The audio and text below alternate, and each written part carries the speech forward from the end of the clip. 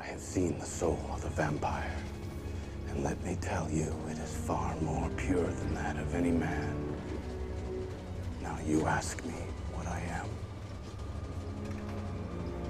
I am the bringer of the tide. I am the wave that will wash clean this unclean world. And you and your priest will help me do it. So you play a pretty nasty character in this. What do you enjoy about playing a villainous character over a hero? Well, it's interesting because, you know, in my approach to the character, I didn't really think of him as nasty or a villain. To me, he's a fallen hero. He's a priest, a warrior priest, whose job it was to look after humanity and protect it. And then in the course of battle, he falls and gets transformed into the very thing that he's been fighting.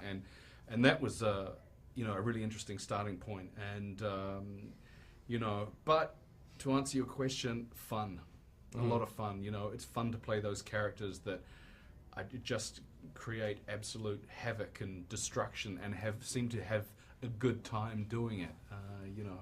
There's something appealing about playing a character that does things that you can never do in real life. Yeah, kind of an anarchist in some ways, Yeah. with a purpose, I suppose, in his own head.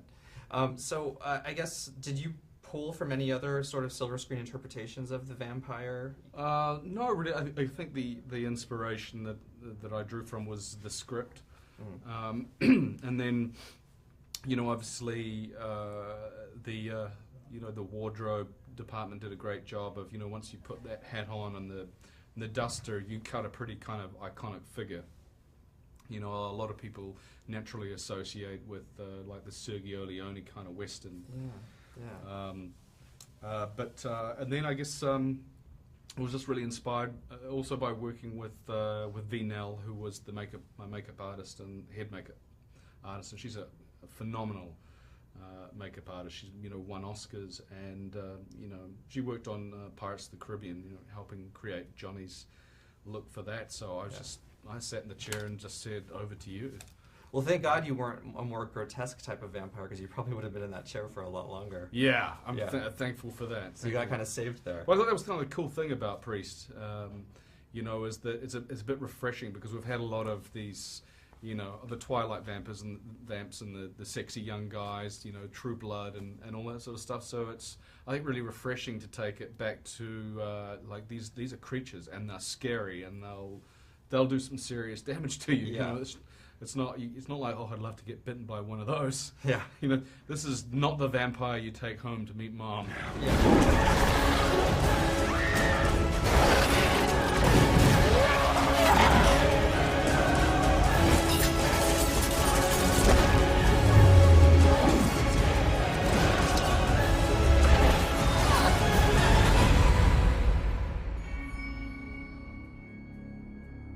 You have no idea what's coming, priest.